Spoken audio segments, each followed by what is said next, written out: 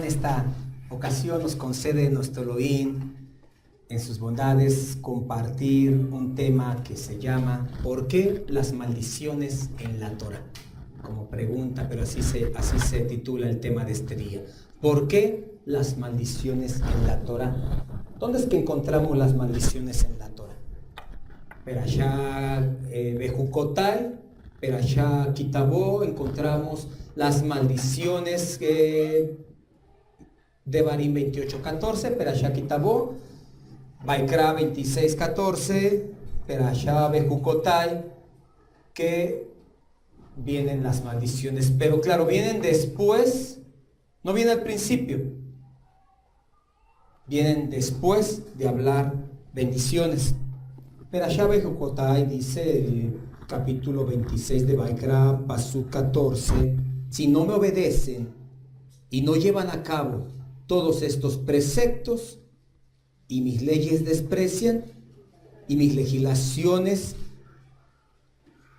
vuestro espíritu rechaza y no aplican todos mis preceptos y cometen la osadía de violar mi legado, dice en el pasuk 16, yo también les haré lo mismo. Yo también los haré lo mismo. Es decir, ustedes me están despreciando, yo voy a hacer lo mismo. ¿Qué tendrá la intención nuestro Elohim de despreciar a su pueblo? No tiene la intención, simplemente no puede hacer un conjunto de oscuridad con tinieblas.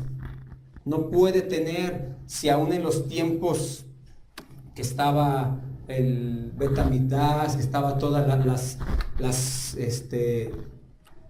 los muros en pie de Jerusalén, había un lugar para llevar a los leprosos, había un lugar para ponerlos a hacer un lado, a excluirlos de todo el campamento, y aún antes del Bet Hamikdash, cuando estaba el recinto sagrado, lo que era la tienda de reunión, recordemos en una ocasión como a Miriam es expulsada también del campamento por la lepra, la cual le había salido acerca de la murmuración.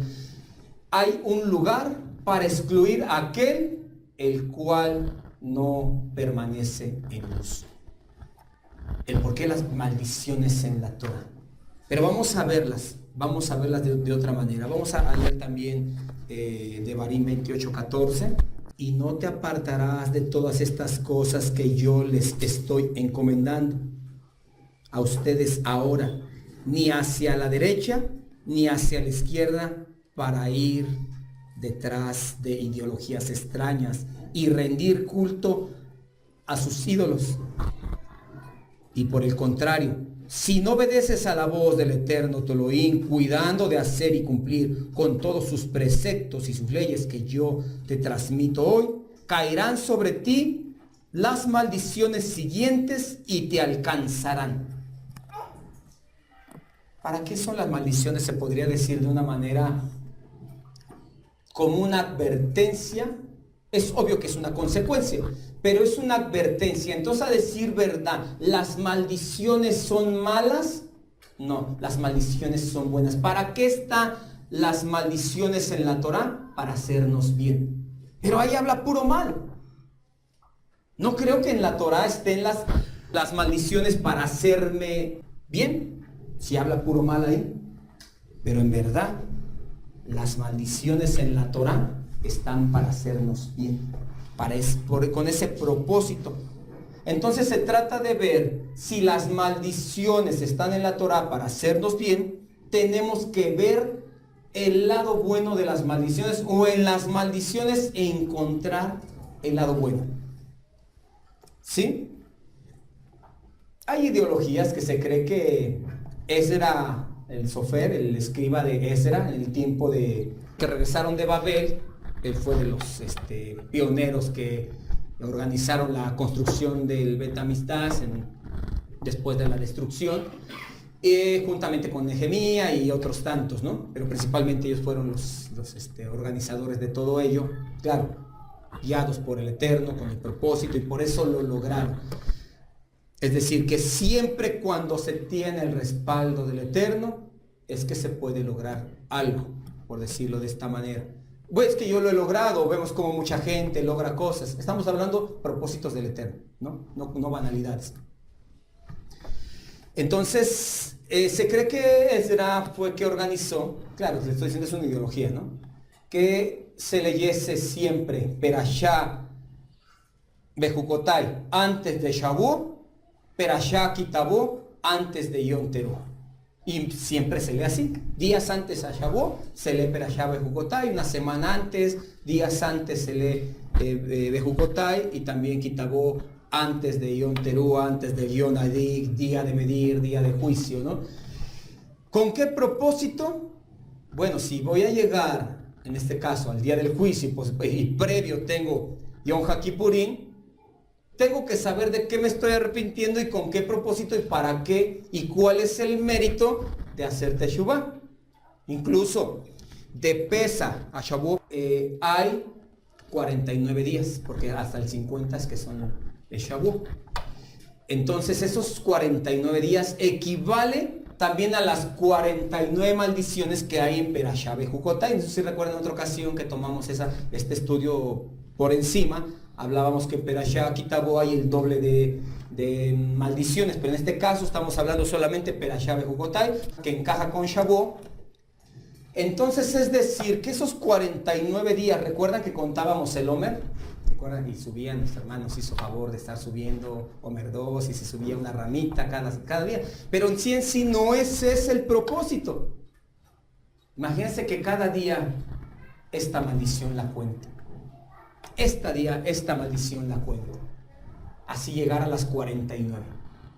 Y llegar el día 50, ya fui avanzando. Ya fui avanzando en todas esas maldiciones. Ya las conozco, ya las tengo firmes. Ya sé la consecuencia si yo me retraigo. Porque Shavuot, entrega de Torah. Vamos a tener entrega de Torah. Les decía algo muy delicado. No sé si me lo comprendieron ahora que terminamos las fiestas de otoño, cuando terminamos Shemini Atzeret, la detención del octavo. Automáticamente celebramos Simchat Torah y celebramos lo que es el Hatán Torah, el danzar con la Torah, que les dije, nos estamos casando, nos estamos comprometiendo. Creo que en parte hasta se me pasó decirles algo y creo que es de responsabilidad mía decirles, o sea, si no están comprometidos con lo que van a hacer, porque no es algo divertido de, véngase, vamos a tomar el Sefer y todos, ay, qué bonito se ve. Era mi responsabilidad decírselo, pero bueno, asumo que lo entendieron, que por eso lo recalqué. Nos vamos a casar, ¿se recuerdan si les dije? Nos vamos a comprometer con la Torah. No sea que se divorcien, no sea que extiendan carta, o se va a oír mal lo que digo, pero realmente eso se haría, que extiendan carta de repudio a la Torah. Por eso les dije, nos vamos a casar. Comprométanse. Y en este caso las mujeres dirán, bueno, ya nosotros no tomamos el Sefer Torah, pero si la toman en su corazón, si la toman en sus oídos y baja el corazón, o al menos eso se piensa, que baja el corazón y ahí lleva efecto, ahí lleva compromiso, ahí lleva eficacia. Entonces, retomando a lo que les decía acerca de Ezra, que él acomodó que esto se diese así, vemos en una ocasión en la fiesta de Yom Teruah, es que saca el Sefer Torah y lo lee en presencia de toda, incluso dice ahí, hombres, mujeres y todo el que podía entender. Yom Teruah, que es el año civil hebreo, y Shavuot se puede comprender como un nuevo año, bueno, pero si ni siquiera es Abig, para que sea principio de año, este será el principio de los meses para ustedes, sino en el sentido de que cuando se viene a la Torah, es el principio de nuestros años para nosotros. Es un nuevo comienzo. De aquí empieza. Y incluso de ahí se puede contar. ¿Cuántos años tienes estudiando la Torah? Bueno, yo conocí Torah, vamos a poner este calendario, en noviembre. Ya llevo 5 de noviembre, llevo 5 años en la Torah. Es un nuevo año, es un nuevo comienzo, ¿sí? Entonces, es lo que hace ¿Qué se hace incluso hasta en las banalidades, en las cosas seculares? En los principios de año se hacen propósitos. En los principios de año se hacen propuestas y también otra de las cosas es sacar todo lo negativo o lo malo de nuestras vidas, que muchos no lo cumplen. Vamos a ponerlo a aquellos sin ninguna manera de crítica, ¿no? Pero aquellos que tienen un vicio. Este año sí ya no voy a. Es más, este año es la última vez. Y vuelve nuevamente a la semana, al mes, a los 2 meses.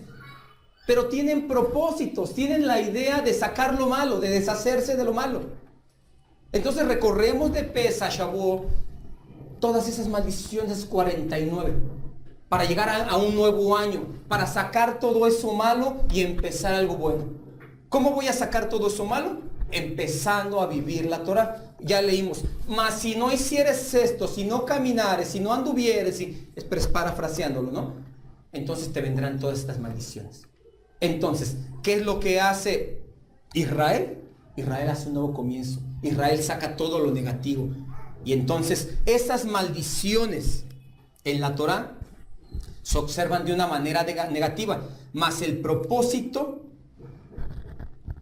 indica que se haga una diferencia, de mirarlas de una manera positiva,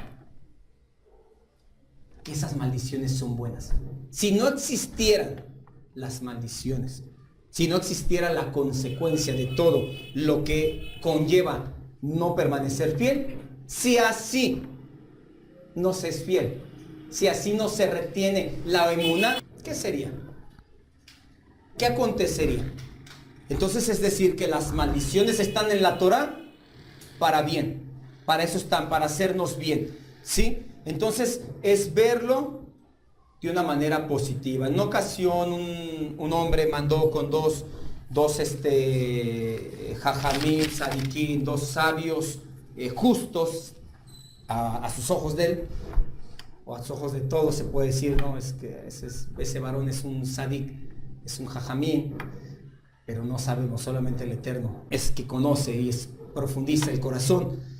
Pero le dice, ve con esos hombres a que te den una bendición. Y va este joven por esa bendición y entonces estos varones le empiezan a decir todo lo contrario a ello.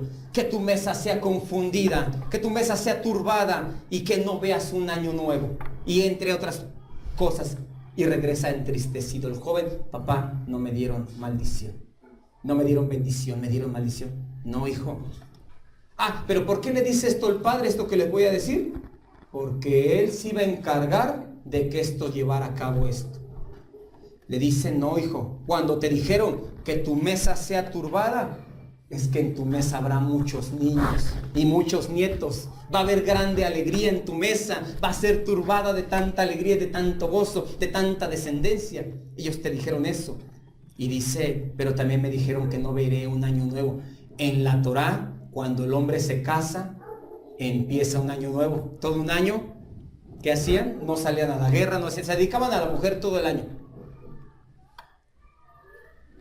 Hijo, te están diciendo que vas a permanecer con tu esposa toda la vida, que no vas a sufrir un divorcio, no verás un año nuevo, sino que estarás con tu esposa siempre. Convirtió las maldiciones en bendiciones. Ah, ¿así de sencillo es? No estoy diciendo que así de mágicamente se pueden cambiar, sino se trata de ver, le estoy poniendo este ejemplo, para tratar de ver todas esas maldiciones que están en la Torah de una manera correcta, de una manera como debe de verse. No son malas, son buenas. Las maldiciones son para nuestro bien y no para nuestro mal. Todo depende cómo veamos las cosas, ¿no? Cómo veamos las cosas. Un hombre se dedicaba a la venta de zapatos y manda a 2 de sus empleados a una ciudad y ambos dieron un veredicto. ¿Recuerda como cuando Moshe manda a unos a espiar la tierra? Algo parecido. Entonces llegan a una ciudad y nadie usa zapatos. Uno dijo, no, ahí vas a fracasar. Ahí nadie usa zapatos. El otro dijo, ahí vas a tener éxito. Nadie usa zapatos. Tú vas a ser el primero que va a imponer esto, a enseñar, va a ser un éxito. Depende cómo lo veamos. Si las maldiciones las vemos con temor, si las maldiciones las vemos como un castigo del Eterno, esa expectativa tenemos. Si las maldiciones las vemos como nuestro bien y como un favor del Eterno, de esa manera las vemos. Es cada quien mira las cosas como las quiere ver. Yo las maldiciones las veo como bendiciones. Las maldiciones son una bendición, porque si no existieran en la Torá, si así como les decía hace un momento, si así no se retraen y no se retienen de apartarse a caminos que no son del Eterno, cuánto y más si no existieran, ¿no? Y vemos que en Perashá Bejucotai, en el capítulo 26 del pasú 38, está hablando entre las maldiciones y podríamos decir, ¿qué tiene que ver esto? ¿Qué tiene que ver esto si está hablando de puras maldiciones? Y entre las maldiciones dice, me acordaré del pacto, pero aquí menciona al revés, aquí no menciona a Abraham, Isaac, Jacob. En el capítulo 26, pasú 38 y 44. Dice, me acordaré del pacto con Jacob, Isaac y Abraham. Devarim 26, 38 al 44. Y pereceréis entre las naciones, y la tierra de vuestros enemigos os consumirá, y los que queden de vosotros decaerán en las tierras de vuestros enemigos, por su iniquidad y por la iniquidad de sus padres decaerán con ellos, y confesarán su iniquidad y la iniquidad de sus padres, por su prevaricación con que prevaricaron contra mí, y también porque anduvieron conmigo en oposición. Yo también habré andado en contra de ellos y los habré hecho entrar en la tierra de sus enemigos. Y entonces se humillará su corazón incircunciso y reconocerán su pecado. Entonces yo me acordaré de mi pacto con Jacob y asimismo de mi pacto con Isaac y también de mi pacto con Abraham me acordaré y haré memoria de la tierra. Pero la tierra será abandonada por ellos y gozará sus días de reposo estando desierta a causa de ellos. Entonces se someterá al castigo de sus iniquidades, por cuanto menospreciaron mis ordenanzas y su alma tuvo fastidio de mis estatutos. Y aun con todo esto, estando ellos en tierra de sus enemigos, yo no los desecharé, ni los abominaré para consumirlos, invalidando mi pacto con ellos. Aquí hay algo muy preocupante, porque está hablando de las maldiciones y dice que se va a acordar del pacto. Al final nos dice que los va a castigar, por decirlo de esta manera, por allá, en otras tierras, pero él se va a acordar del pacto. Es decir, que no se va a acordar del pacto que hizo con Abraham. Con Abraham, como leímos al principio del servicio, que en él serían benditas todas las familias de la tierra. Sino dice, y me acordaré del pacto que hice con ellos. Es decir, un linaje de Sadiquín. Yo sé de dónde vienen ustedes. Si ustedes son de Mashiach, ciertamente el linaje de Abraham soy. ¿Qué quiere decir esto? Es decir, que hubiese dos ladrones y viniese un ladrón delante de un juez y dijese, yo la verdad, pues mis padres eran ladrones, mi papá me enseñó a ser ladrón, yo no tenía para comer, tuve que salir a robar y es esto. El juez le va a imponer un castigo, pero va a usar de misericordia y lo va a considerar un poco, quiero pensar. O al menos si el otro ladrón dice, yo soy de una familia de buena posición, estuve en los mejores colegios, mi padre siempre me enseñó la rectitud y me dio por robar, porque, ¿saben? Quise sentir esa emoción. Pienso que no va a tener ninguna consideración por ser hijo de quien es.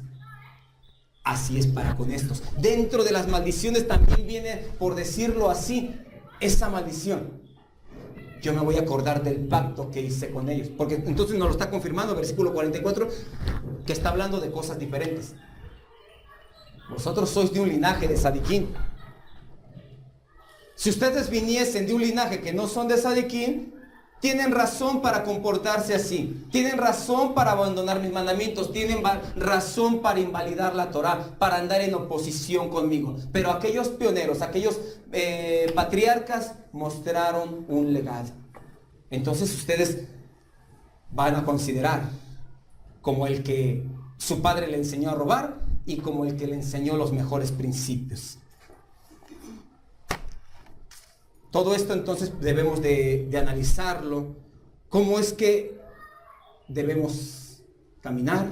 ¿Cómo es que debemos de ver las maldiciones? Si para bien o para mal. Si decir que son malas o las bendiciones son buenas. ¿Cómo las debo de ver? Todas las maldiciones hasta en cierto punto. ¿Qué pasa cuando está disperso ahorita el pueblo? Está disperso por todas las naciones. Ahorita estamos aquí y no sabemos en cuántas partes del mundo están haciendo lo mismo. Se decía entre el viento y el sol, ¿quién le podrá quitar sus vestidos a un hombre? Y entonces el viento sopló y el hombre más se abrigaba. Pero el calor salió en su esplendor y empezó a quitarse sus vestiduras, a quitarse la cobertura, a sentirse con calor, con protección. Quiere decir que entonces los vientos traen calamidad, los vientos traen mal. Los vientos podrían manifestarse, como decir, las maldiciones, pero las maldiciones trajeron, en este caso, acobijarse, unirse. Cuando vienen males, Israel clama. Cuando vienen males, Israel se une. Israel apenas había el acontecimiento que pasó de los que mataron en una sinagoga. Todos en plegaria, todos en luto por ellos, y así en tantas y tantas cosas que han acontecido en Israel hasta hoy, que el viento, que las maldiciones no son malas, son buenas. Las maldiciones te traen unidad, te hacen que te juntes, que más te junte el pueblo. Y cuando todo está bien, cuando el sol raya en todo su esplendor, cada quien hace lo que le place. Como dice en Shoftim, y en esos tiempos no había rey sobre Israel, y cada quien hacía lo que bien le parecía. Entonces, decir nuevamente, las maldiciones son bendiciones, viéndolo de una manera positiva. Perashá Bejucotai, en el capítulo 23, en el Pasú 3. Vean cómo empieza diciendo Perashá Bejucotai, aún todavía no dándole las maldiciones. Perashá Bejucotai comienza diciendo: si en mis leyes se encaminan y mis preceptos observan y los practican. Si en mis leyes se encaminan. ¿Recuerdan hace un momento que les hablaba acerca de ir cada día avanzando de Pesaj a Shavuot, ir caminando, ir avanzando? Si en mis leyes se encaminan, ¿qué podría ser encaminarse? Irlas conociendo. Cada día que uno va añadiendo misbot, cada día que uno los va añadiendo, no en el sentido de los estudio, me los aprendo y hasta te los recito completitos y ya yo me los sé, sino que cada día que yo voy avanzando, lo voy poniendo por obra. Si en mis leyes se encaminan, si mis leyes las van poniendo por obra cada día, dice, y mis preceptos observan y los practican, entonces yo enviaré lluvia en su tiempo y la tierra brindará sus productos y los árboles del campo darán sus frutos. Pero ¿qué le va a hacer retenerse a Israel? Que no hubiese consecuencias. Bueno, ¿y si no ando? ¿Y si no camino? ¿Y si no avanzo? ¿Y si no trato de conocer? Cada día pone uno un propósito en la vida, el avanzar en las ordenanzas y tener esas bendiciones, esas maldiciones como bendiciones. Hay una anécdota acerca del infierno. En el infierno decía, claro, esto es una parábola, no es algo real, que decía uno, le tocó ver ambos lados y dice, llegó al infierno y había abundancia de comida y había unos cubiertos enormes. Y fue, por decirlo de esta manera, al cielo y había abundancia de comida y unos enormes tenedores. Y muy molesto. Yo me porté bien, yo guardé las ordenanzas.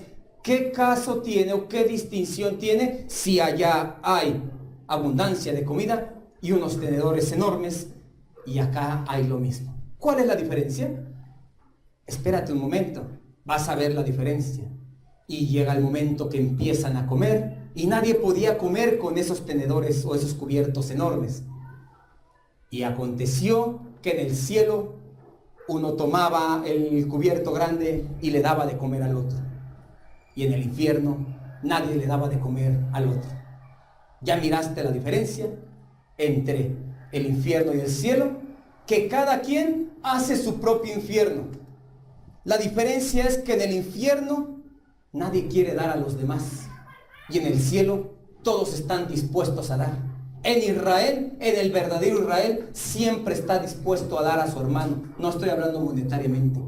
A brindar crecimiento. Ayudarlo a crecer y no a tirarlo. En Israel se forma el cielo. En Israel no se forma el infierno. En Israel no se tienen los manjares. Yo no te voy a dar. Si yo no tengo, o si yo no como, él tampoco no coma. Si él come, bendito sea el Eterno. Entonces, ¿cuál es la diferencia? No le estoy diciendo que así sea realmente. Nadie sabe cómo sea el cielo ni cómo sea el infierno, ¿no? Como tal. Pero es una anécdota, que es decir, cada quien hace su propio infierno. Cada quien ve las cosas como las quiere ver. Cada quien ve las maldiciones como maldiciones. Y cada quien ve las bendiciones, las maldiciones como bendiciones. Así, entre tanto, Israel siempre mira eso que pareciera ser maldición, lo mira como una gran bendición. Hay gente que dijera, y yo lo escuché directamente de una persona que dice, ¿por qué es que Dios maldice y pone todas esas cosas tan fuertes que no quiere a su creación? Una persona que ignora y que no tiene comunión con Elohim. No digo con su Elohim, porque no es su Elohim. Que no tiene comunión con Elohim. Pero Israel, dice uno, gracias a nuestro Elohim que existen todas esas maldiciones, porque me son de bendición, me sirven para retraerme del mal y prosperar en tus caminos y no estar en oposición contigo. Entre tanto, que el Eterno haga prosperar estas palabras en nuestros corazones y lleve fruto para vida. Beshem Yahshua HaMashiach. Amén.